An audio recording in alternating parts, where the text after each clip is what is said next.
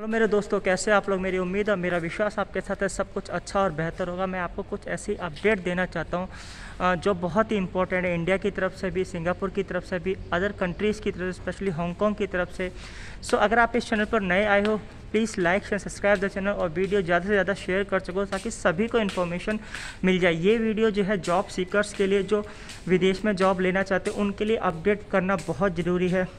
तो मैं बता देता हूँ, जैसे इंडिया में स्पेशली दिल्ली से और कुछ पार्ट से लॉकडाउन स्टार्ट हुआ है फ्रॉम मंडे से। सो इंडिया में राइस केस हो रहे हैं इतने सारे, 2 लाख 2.5 लाख रोज के आ रहे हैं।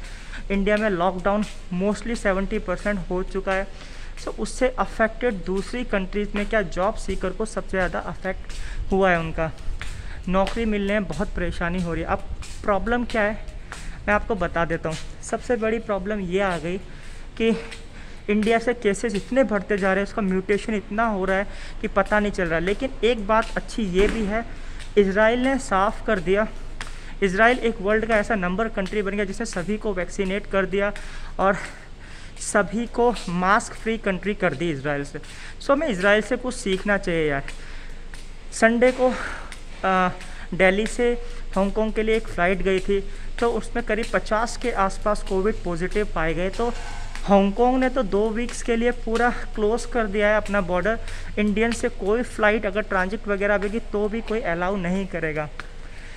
सबसे ये दूसरी खबर मैं आपको बताता हूँ, अगर हांगकांग ने बैन कर दिया कि 2 हफ्ते के लिए इंटरनेशनल फ़्लाइट्स, तो हो सकता है सिंगापुर भी ऐसा 2 हफ्ते के लिए इंटरनेशनल फ़्लाइट बंद कर देगा। अगर इंडिया से आप जॉब सीकर हैं, कुछ भी है, आ सकते हो। पहले क्वारंटीन का सिस्टम था कि क्वारंटीन होगी आपकी, 14 डेज स्वैब टेस्ट होगा, $2200 लगेंगे।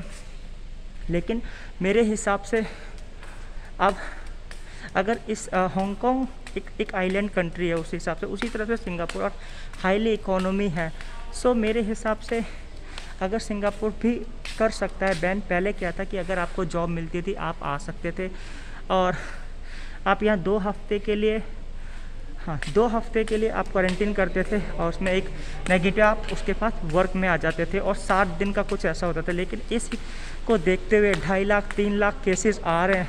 दिल्ली से संडे को फ़्लाइट गई थी हांगकांग की, तो उन्होंने स्टॉप कर दिया है 2 हफ्ते। उसी को देखते देखते सिंगापुर भी स्टॉप कर देगा।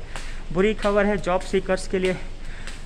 अब हमारे को एक ही कदम लेना है यार, जब तक केस कम नहीं हो जाते, नॉर्मल सिचुएशन नहीं आ जाती, चाहे कोई सी भी कंट्री हो, इंडिया से एम्प्लॉई हायर करना बहुत मुश्किल हो जाएगा। तो हमें एज ए इंडियन नेशनल हमें यही सीख लेनी चाहिए यार कि इस कोविड-19 को ज़्यादा से ज़्यादा जल्दी वैक्सीनेशन हो और मास्क से प्रोटेक्शन हो ताकि म्यूटेशन ना हो। वैक्सीन लेने के बाद मास्क भी ज़रूरी है। ऐसे कुछ प्रिकॉशंस हम लेंगे तो कोविड ख़त्म हो जाएगा।